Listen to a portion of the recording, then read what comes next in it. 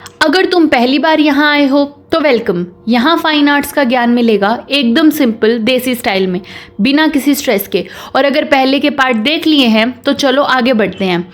अभी तक हमने फाइन आर्ट्स क्लास 12th का chapter 2 the Rajasthani schools of painting को के कुछ पार्ट्स कंप्लीट कर लिए हैं, जिसमें हमने इंट्रोडक्शन, थीम्स ऑफ पेंटिंग और सभी स्कूल्स ऑफ पेंटिंग्स को कवर कर लिया है। लास्ट पार्ट में हमने जयपुर स्कूल ऑफ पेंटिंग को कवर किया था। आज हम भगवत पुराण देखने वाले हैं, तो चलिए शुरू करते हैं। Illustrating scenes from the Bhagavad Puran depicting different scenes from the life of Lord Krishna and his Leela have been popular theme throughout the medieval period for artists. This painting from the collection of National Museum, New Delhi shows the killing of demon Shaktasur by Krishna. This folio from Bhagavad Puran is a typical example of Malwa style, where the space is carefully compartmentalized with each section narrating different scenes of an episode. One observes scenes of celebration, festivities in the house of Nand and Yashoda after the birth of Krishna. Men and women are singing and dancing. Overjoyed parents Nand and Yashoda are involved in charitable activities and are seen donating cows and calves to Brahmins and well-wishers. Lot of delicious food is being prepared. Women are hovering over baby Krishna to safeguard him from the evil eye, and the narrative concludes with Krishna toppling and thus liberating the cat demon Shaktasur with a gentle kick. तो देखो, ये जो painting है ये भगवत पुराण का एक folio है जो कि मालवा स्टाइल में है। अब इम्पोर्टेंट क्या है इसमें याद रखना कि कौन से स्कूल ऑफ पेंटिंग की स्टाइल है। ये तो मालवा स्टाइल है और इसका टॉपिक क्या है, कृष्ण लीला, द किलिंग ऑफ शक्तासुर, कि यहाँ पे शक्तासुर जो एक डेमन था उसको मारा गया है। तो ये जो एक पेंटिंग है ये एक फोलियो है भगवत पुराण से, जिसमें जो लॉर्ड कृष्ण की अर्ली जो चाइल्डहुड लीला है उनको डिपिक्ट किया गया है। सीन किस चीज़ का है कि कृष्ण जन्म ले रहे हैं, उसकी सेलिब्रेशंस और उसके पहले जो डेमन का एनकाउंटर है वो सब कुछ हो रहा है, शक्तासुर का वध था वो। तो ये सब चीज़ें हैं। अब हमें कैसे पता चलेगा कि ये मालवा स्टाइल की पेंटिंग है? हमेशा कंपार्टमेंट्स जो बनते हैं, जैसे ये कंपार्टमेंट बने हुए और हर एक अलग अलग स्टोरी बता रहा है, तो this is a distinctive feature of Malwa style. ठीक है, तो जहाँ पे भी आपको एक कंपार्टमेंट दिख जाए आप मालवा स्टाइल लिख सकते हो। दूसरा, यहाँ पे फ्लैट बैकग्राउंड है कि ज़्यादा डेप्थ या फिर पर्सपेक्टिव नहीं है, लेकिन ब्राइट और बोल्ड फिगर्स दिखाई हुई हैं। या फिर फोक कैरेक्टर है कि जो फेसेस है वो सिंपल है लेकिन जो इमोशंस है वो एक्सप्रेसिव हैं। ठीक है, और स्टोरी टेलिंग पे ज़्यादा फोकस है कि आर्टिस्टिक फाइनीज वगैरह इन चीज़ों पे ज़्यादा फोकस नहीं है। ठीक है, नरेटिव क्लैरिटी पे ज़्यादा फोकस है। तो इस तरीके से अब हम इस पेंटिंग को एक बार सीन बाय सीन जो है, इसमें अलग अलग सीन्स दे रखे हैं उसको देख लेते हैं। सबसे पहले कृष्ण की नज़र उतारी जा रही है। किधर उतारी जा रही है? देखो, ये वाला जो पोर्शन है, जो अपर लेफ्ट पोर्शन है, इधर जो वुमेन है वो आरती की थाली से आरती कर रहे हैं बेबी कृष्ण की, ताकि जो एविल आई है उससे बचा सके। ये एक टिपिकल इंडियन कस्टम होता है, अभी भी करते हैं। उसके बाद जो उत्सव और संगीत है, जो हमारा अपर मिडल सेक्शन है, जो ये वाला सेक्शन है, इसके अंदर क्या है कि घर में जो ढोलक हैं, करताल हैं, गीत हैं, ये सब कुछ है। जो गोपियां हैं वो फुल सेलिब्रेशन में हैं कि हाँ ढोल वगैरह बज रहे हैं, तो ये एक सेलिब्रेशन का ही तरीका है। उसके बाद जो हमारा टॉप राइट और लोअर मिडल लेफ्ट में है, मतलब जो ये वाला पोर्शन है ये हो गया हमारा टॉप लेफ्ट, और जो लोअर मिडल लेफ्ट है उसमें क्या दिखा रखा है, ये वाला जो है, इन दोनों में हमें क्या दिखाया हुआ है कि जो नंद और यशोदा हैं वो चैरिटी कर रहे हैं, मतलब वो दान दक्षिणा दे रहे हैं। काव वगैरह हैं, काफ हैं या कोई वस्त्र वगैरह है, ये सब कुछ ब्राह्मण्स को दे रहे हैं क्योंकि वो बहुत खुश हैं। तो इन दोनों में वही डिपिक्ट किया गया है। उसके बाद जो सेंटर है, सेंटर के अंदर डिलीशियस फूड को प्रिपेयर किया जा रहा है कि जो किचन है उसका हसल बसल जो है वो दिखा रखा है कि वुमेन जो हैं वो फेस्टिव जो मील्स हैं उनको बनाने में बिजी हैं। उसके बाद जो हमारा लोअर लेफ्ट कॉर्नर है, जो ये वाला कॉर्नर है, इसमें हम देख रहे हैं कि सिंगिंग और डांसिंग हो रही है। तो ये भी सेलिब्रेशंस ही हैं कि जो नंद भवन है उसमें फुल ऑन जो है जॉयस वाइब है।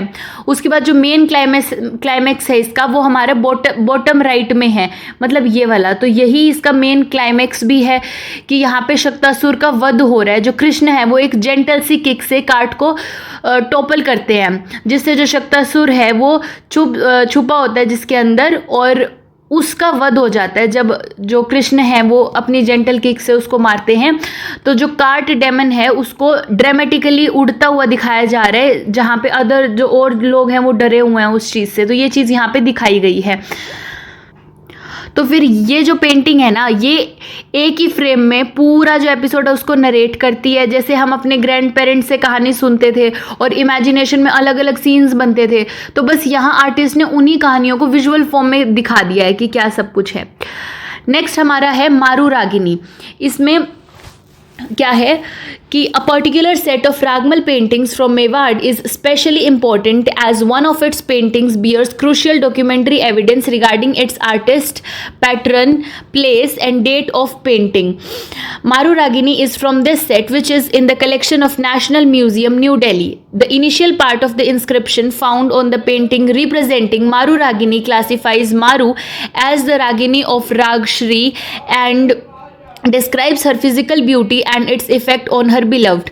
It is the latter half that is engrossing as it reads Samvat 1685 Varshe ASO Vad DN Rana Shri Jagat Singh Rajen Udaipur मध्य, देखो ये मध्य लिखितम चित्रा साहिबदीन बच्चन हरा हे हरा ने राम राम।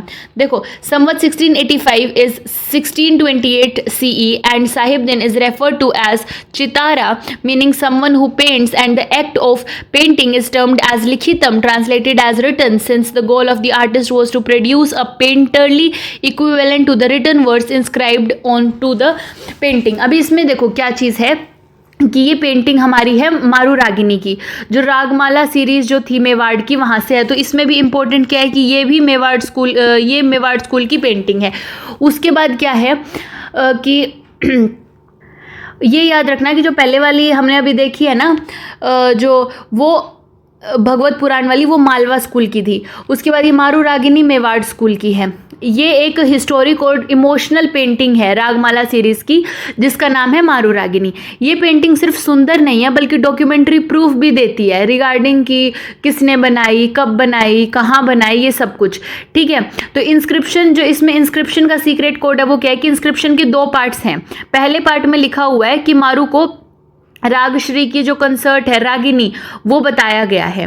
ठीक है, और उसकी सुंदरता और प्रेम की जो पावर है वो डिस्क्राइब की गई है। और जो दूसरा पार्ट है वो मोस्ट इंपॉर्टेंट वही है, उसमें क्या दिखाया गया है कि संवत 1685 वर्षे एसो वद 9 राणा श्री जगत सिंह, ये जो लिखा हुआ है ये सब कुछ उसमें लिखा हुआ है। अब इसका मतलब क्या है, ट्रांसलेट करके देखते हैं कि संवत 1685 का मतलब होता है 1628 CE।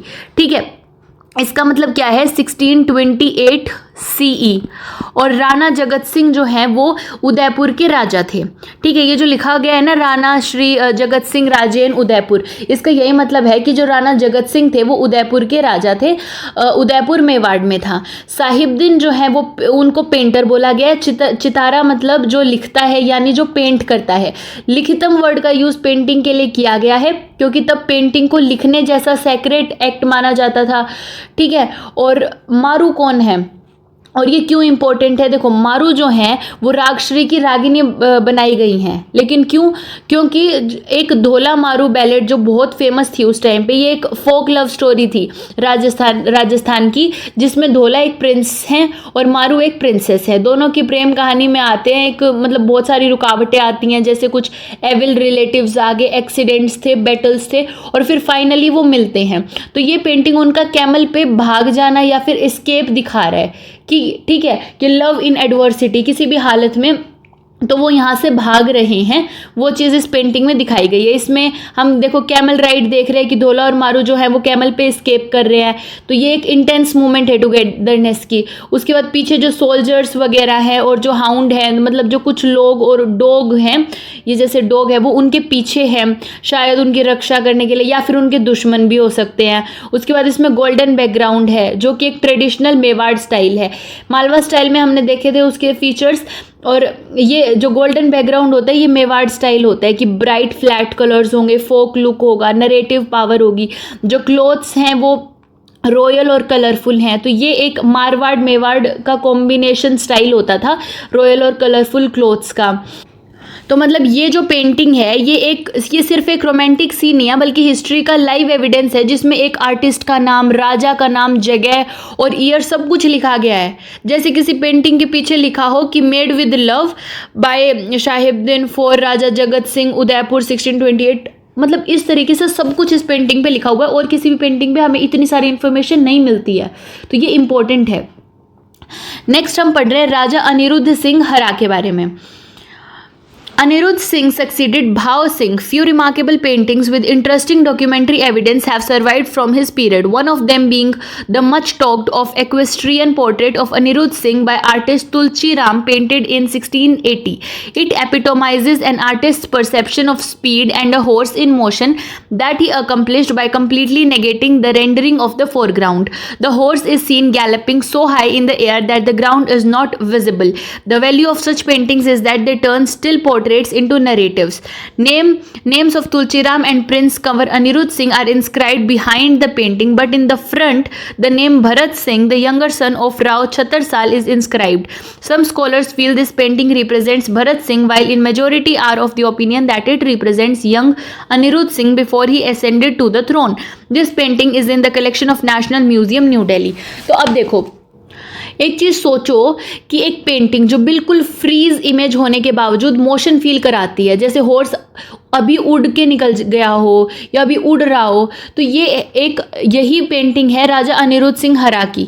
ठीक है, ये एक इक्वेस्ट्रियन पोर्ट्रेट है, मतलब एक घोड़े पर सवार पोर्ट्रेट है। ठीक है, तो ये मास्टरपीस है। जो आर्टिस्ट कौन थे? तुलसीराम। आर्टिस्ट का नाम याद रखना, आर्टिस्ट थे तुलसीराम। अब इसमें स्पेशल क्या है? स्पेशल यही है कि जो हॉर्स है वो गैलपिंग की फॉर्म में दिखाया गया है कि फुल स्पीड पे वो छलांग मार रहा है, लेकिन यहाँ पे ग्राउंड है ही नहीं, तो वो छलांग मार कहाँ रहा है? तो आर्टिस्ट ने फोरग्राउंड हटा दिया ताकि पूरी अटेंशन किस पे जाए? हॉर्स पे और राइडर पे। ऐसा लगता है जैसे जो हॉर्स है वो हवा में उड़ रहा हो, तो इसको हम कह सकते हैं art in motion without movement. ठीक है, तो अनिरुद्ध सिंह कौन थे वो थोड़ा सा देख लेते हैं। ये भाव सिंह के सक्सेसर थे। तो ये पेंटिंग तब की है जब वो अभी प्रिंस जो कुंवर थे वो थे। देखो, पेंटिंग के पीछे की साइड लिखा हुआ है कि तुलसीराम और कंवर अनिरुद्ध सिंह का नाम। तुलसीराम तो पेंटर थे और शायद जिसके लिए बनाई उसका नाम कंवर अनिरुद्ध सिंह रहा होगा, लेकिन फ्रंट पे लिखा हुआ है भरत सिंह। ठीक है, वो राव छतरसाल के छोटे बेटे का नाम है। तो इससे हमें थोड़ा कन्फ्यूज़न हो जाता है कि भाई अनिरुद्ध सिंह की ये जो हैं ये अनिरुद्ध सिंह हैं या फिर भरत सिंह हैं, लेकिन मेजॉरिटी मानते हैं कि अनिरुद्ध सिंह ही हैं जब वो अपनी यंग एज में थे। ठीक है, अब अगर थोड़ा पेंटिंग को देखें तो इसकी जो स्टाइल है वो बूंदी कोटा इन्फ्लुएंस है। ठीक है, स्टाइल पूछ लेते हैं तो बूंदी प्लस कोटा स्टाइल है, क्योंकि उनमें बहुत मिलते जुलती चीज़ें थी ना, बूंदी और कोटा स्कूल्स ऑफ आर्ट में। तो उस वजह से हॉर्स को मोशन में दिखाया गया है कि स्पीड दिखाई गई इमेजिनेशन से। फिगर का जो पोज है वो इसी तरह का है कि जो अनिरुद्ध सिंह है वो बिल्कुल प्राइड से और प्रोइस से हैं, लेकिन वो यंग हैं और रॉयल हैं। ठीक है, जो इफ़ेक्ट है वो जो स्टिल पेंटिंग है उसको डायनामिक बनाया गया है। और ये जो पेंटिंग है मतलब इसमें यही चीज़ें इंपॉर्टेंट हैं कि इस पे इंस्क्रिप्शन बैक साइड में क्या है, फ्रंट साइड में क्या है, किसने बनाई है। और ये एक इक्वेस्ट्रियन पोर्ट्रेट है जिसको मोशन में दिखाया गया है। नेक्स्ट है Chaugan players. This painting depicting a princess playing polo chogan with companions by artist Dana represents Jodhpur painting of Man Singh's reign. It may or may not be from the main court as it betrays stylistic influence of many schools such as Mughal in the way women are depicted, Deccani in the way horses are depicted, Bundi and Kishangarh in the depiction of facial features, and the flat green background is suggestive of the indigenous preference of flat surfaces. The painting is inscribed with a line on the upper portion that is translated as beautiful maidens on horsebacks playing. The painting was made in 1810 and is still in the collection of National Museum, New Delhi. तो अब देखो कि सबसे पहले important क्या है? Artist का नाम। आर्टिस्ट का नाम क्या है? दाना।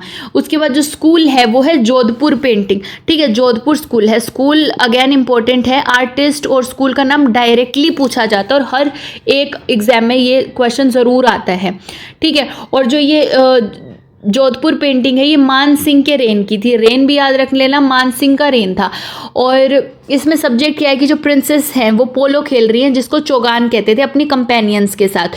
तो ज़रा सोचिए कि 1810 में एक प्रिंसेस और उसकी जो सहेली हैं वो पोलो खेल रही हैं। तो ये पेंटिंग जो है वो रॉयल वुमेन को दिखाती है। जो चौगान ना पर्शियन ओरिजिन का गेम है, ये पोलो जैसा ही होता है सेम, उसको ये खेल रही हैं, मतलब घोड़ों पर बैठी हुई हैं और पूरे स्वैग के साथ खेल रही हैं। अब इसमें हम पेंटिंग को अगर देखें तो इसमें क्या है, कैरेक्टर को क्या क्या है, एक प्रिंसेस हैं और उनकी कुछ जो हैं 7 कंपेनियंस हैं, सब जो है हॉर्स बैक राइडिंग करने हैं। उसके बाद डेकनी स्टाइल का हॉर्स का जो स्टाइल है, ये हॉर्स के जो स्टाइल है ये डेकनी स्टाइल है, स्लीक और स्ट्रॉन्ग और रिचली एडोन्ड, मतलब बहुत ज़्यादा सजाए हुए हैं, ये डेकनी स्टाइल होता था। विमेन के जो फिगर है उस पर हमें मुग़ल इन्फ्लुएंस दिख रहा है। इस तरह की आपने मुग़ल में ही देखी होंगी कि जो स्लेंडर, ग्रेसफुल और फाइन जो लहंगा होते थे उसमें उनको ड्रेस करते थे। फेशियल फीचर्स जो हैं वो किशनगढ़ और बूंदी इन्फ्लुएंस के दिख रहे हैं, जैसे आर्च्ड आईब्रोज हैं, पेटल शेप्ड आईज हैं, ये हमने किशनगढ़ और बूंदी में देखा था।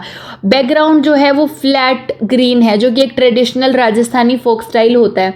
इस पे इंस्क्रिप्शन भी लिखा हुआ है ऊपर जो हमें दिख रहा है। इसका क्या इंस्क्रिप्शन क्या है कि beautiful maidens on horse backs playing. ठीक है, आर्टिस्ट हमने देख लिया है। अब हमें ये भी नहीं पता कि ये कोर्ट आर्टिस्ट जो दाना है ये कोर्ट आर्टिस्ट था या फिर इंडिपेंडेंट था। ठीक है, अब ये यूनिक क्यों है ये, क्योंकि इसमें मल्टी स्टाइल फ्यूज़न है कि इसमें मुग़ल, डेकनी, बूंदी, किशनगढ़ सभी के स्टाइल्स का फ्यूज़न मिलता है। एक पेंटिंग में मल्टीपल इन्फ्लुएंसेस हैं। ठीक है, तो इस वजह से ये इतनी स्पेशल है। और वुमेन को एज एथलीट्स दिखाया गया है कि जो most historical paintings main centric होती थी उस टाइम पे ये पेंटिंग रॉयल वुमेन को एक्शन में दिखा रही हैं, बिल्कुल एनर्जेटिक, ग्रेसफुल और कॉम्पिटिटिव। ठीक है, ना कोई 3D है ना कोई मोशन में है, लेकिन फिर भी बहुत ही जो है इम्पोर्टेंट और अच्छी हमारी ये पेंटिंग है। उसके बाद हम करेंगे Krishna swinging and Radha in sad mood. तो ये हमारी पेंटिंग है जो हमें देखनी है। एक मिनट, ये वाली पेंटिंग है। इसमें क्या चीज़ें दिखाई गई हैं, देखो कि स्कूल सबसे पहले इम्पोर्टेंट है। स्कूल कौन सा है, बीकानेर स्कूल। ठीक है, बीकानेर स्कूल है। और आर्टिस्ट कौन थे, नूरुद्दीन। स्कूल और आर्टिस्ट चाहे तो आप अलग से लिख लो इनको, वरना ये बहुत इंपॉर्टेंट है। ठीक है, आर्टिस्ट नूरुद्दीन। अब ये किस चीज़ पे, ये रसिका प्रिया पे बेस्ड है। कमेंट्स में बताना रसिका प्रिया किसने लिखी थी, ये तो बहुत बार आ चुका है। तो रसिका प्रिया पे है, जो कि लव और इमोशंस दिखाते थे राधा कृष्ण के। ठीक है, तो ये पेंटिंग एक इमोशनल लव स्टोरी को दिखाती है कि कृष्ण जो हैं वो झूला झूल रहे हैं और राधा हैं वो दुखी हैं, और जो उसकी दोस्त है, उसकी सखी हैं, वो कृष्ण के पास संदेश लेकर जाती हैं। तो ये सब कुछ 1683 CE में बना था। किसने बनाया था, बीकानेर के एक फेमस आर्टिस्ट थे नूरुद्दीन, जिन्होंने इस पेंटिंग के मतलब अंदर बाहर पूरा इंटीरियर आउटडोर का जो सीन है उसको एक ही फ्रेम में स्मार्टली दिखाया है।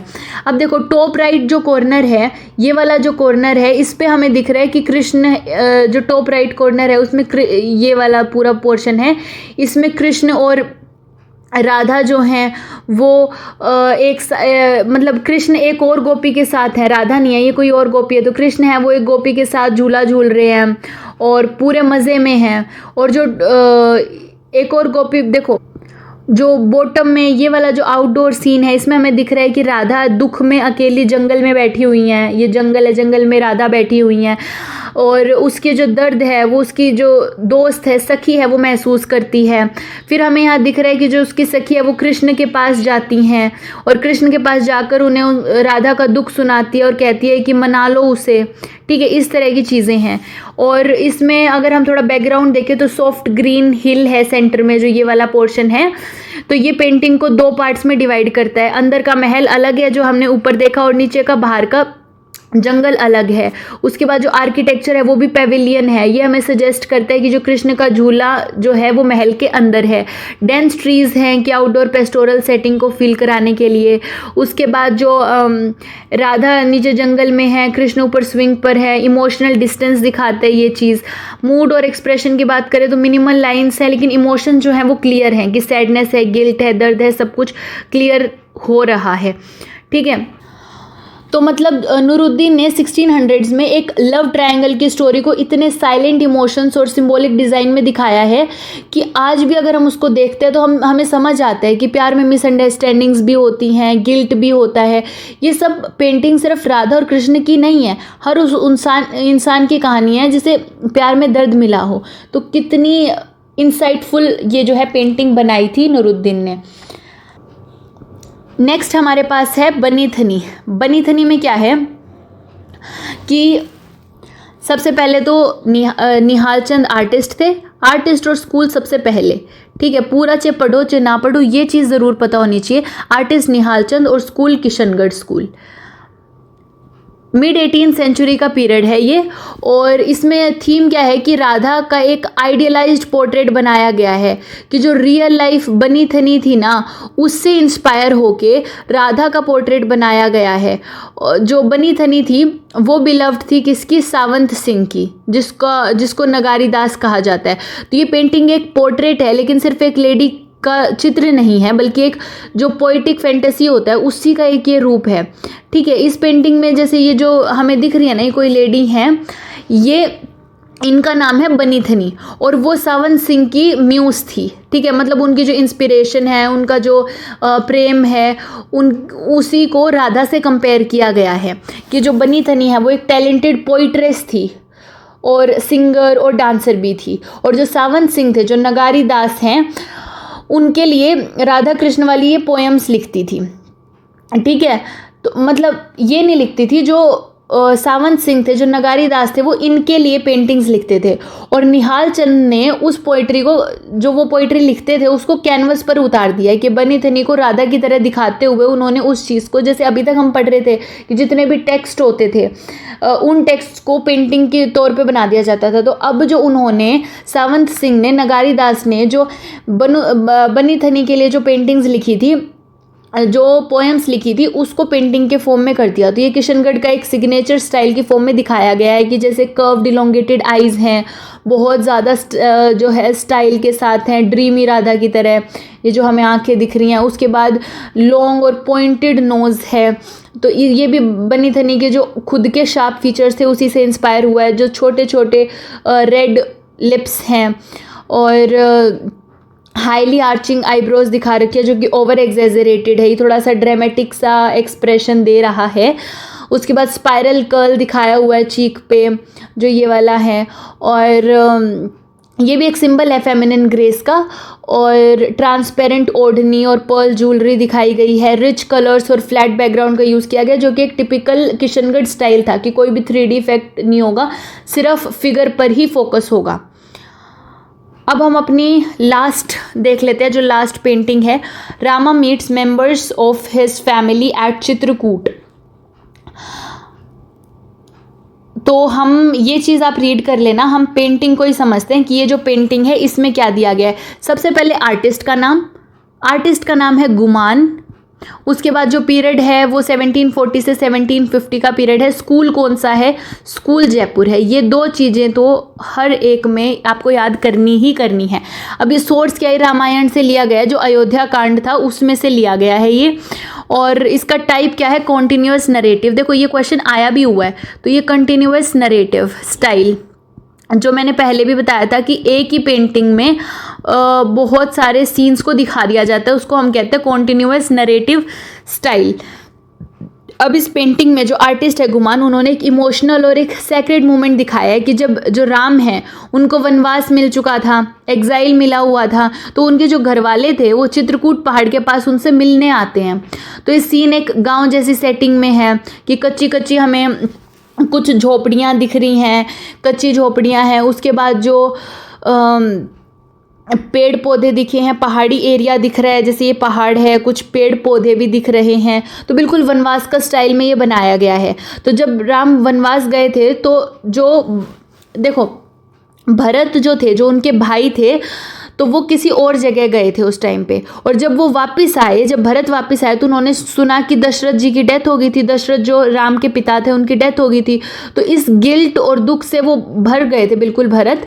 तो वो और उनकी तीनों माएँ, ऋषि और कुछ ऋषि थे और कुछ मिनिस्टर्स थे, उनके साथ वो चित्रकूट गए थे राम को मनाने के लिए कि आप वापस आ जाओ। ठीक है, तो ये वही वाली ये पेंटिंग है पूरी। इसमें हम देख रहे हैं, देखो कि जो ये वाला, जैसे ये वाला जो पोर्शन है, इसमें क्या है कि वो जो तीनों माएँ हैं और जो पत्नियां हैं वो राम की झोपड़ी की तरफ जा रही हैं। उसके बाद राम, लक्ष्मण और सीता है, उनकी माँ, उन्होंने अपनी माँओं को देखा, उनके वो पैर छू रहे हैं, इस वाले पोर्शन में हमने देखा। उसके बाद जो कौशल्या रोती हुई राम को गले लगा लेती है, जो कौशल्या है, वो इस वाले पोर्शन में हमने देखा। उसके बाद जो राम कैकेयी और सुमित्रा को भी ग्रीट करते हैं, तो वो चीज़ हमने इधर देखी कि जो ये राम है और ये कौशल्या और जो कैकेयी और जो सुमित्रा हैं उनको ये ग्रीट कर रहे हैं। उसके बाद राम दो ऋषियों के साथ भी बैठकर बात करते हैं, जो कि हमने यहाँ पे देख लिया। ठीक है, उसके बाद जो ऋषि हैं उन्होंने दशरथ की डेथ का दुख भरा संदेश दिया था, जिससे राम जो हैं वो बेहाल हो जाते हैं, जो हम इस वाले पोर्शन में देखते हैं। उसके बाद जो सुमंत्रा है वो सेवा में, सुमंता जो है, एक मिनट, सुमंता जो है वो सेवा में खड़ा हुआ है, वो चीज़ हमने देखी। उसके बाद जो सीता और तीनों भाभी हैं वो अपने आपस में बात कर रही हैं, वो चीज़ें हमने देख ली। तो ये सब कुछ है कि उसके बाद जो यहाँ पे वो जितने भी लोग आए थे वो सभी जा रहे हैं। तो ये इस पेंटिंग में दिखाया हुआ है। इसमें बस यही चीज़ें हैं कि एलिमेंट्स क्या क्या थे। कुछ हमें कुटिया दिख रही है, हट दिख रहे हैं, मड दिख रहा है, वुड, लीव्स वगैरह दिख रही है जो कि फॉरेस्ट लाइफ दिखाती है। ट्रीज़ और हिल्स भी दिख रहे हैं वो वनवास का एनवायरनमेंट बनाने के लिए। उसके बाद जो कैरेक्टर्स हैं उन पे लेबल्स भी किए हुए हैं, है ना, तो सभी के नाम वगैरह हैं वो लिखे हुए थे। ठीक है, इसमें हमें वो क्लियरली नहीं दिख रहे, वरना अगर आप ये देखो ना तो यहाँ पे जो नेम्स वगैरह हैं वो लिखे हुए हैं इस पेंटिंग के ऊपर। और टॉप पे एक टेक्स्ट भी लिखा हुआ था जो कि इस पेंटिंग में हमें नहीं दिख रहा है, वरना टेक्स्ट लिखा हुआ था, एक श्लोक लिखा हुआ था स्टोरी के कंटेक्स्ट में। और सबसे इम्पोर्टेंट, ये एक कंटिन्यूअस नरेटिव है। तो यहाँ पे हमने अपने चैप्टर को कम्प्लीटली पूरा कर लिया है, जो हमारा चैप्टर 2 था राजस्थानी स्कूल्स ऑफ पेंटिंग। अब हम इसके PYQs और एक 1 शॉट वीडियो आएगी। 1 शॉट वीडियो में मैं अपने हैंड रिटन नोट्स से ही उस 1 शॉट को बनाऊंगी, तो उसके लिए वेट करना। बाकी इस पूरे चैप्टर को अच्छे से रिवाइज करके रखना। 1 शॉट से एक सेकेंड रिविज़न हो जाएगी, जिससे बिल्कुल दिमाग में फिट हो जाएंगी सारी चीज़ें। तो ठीक है, चलिए मिलते हैं नेक्स्ट वीडियो में।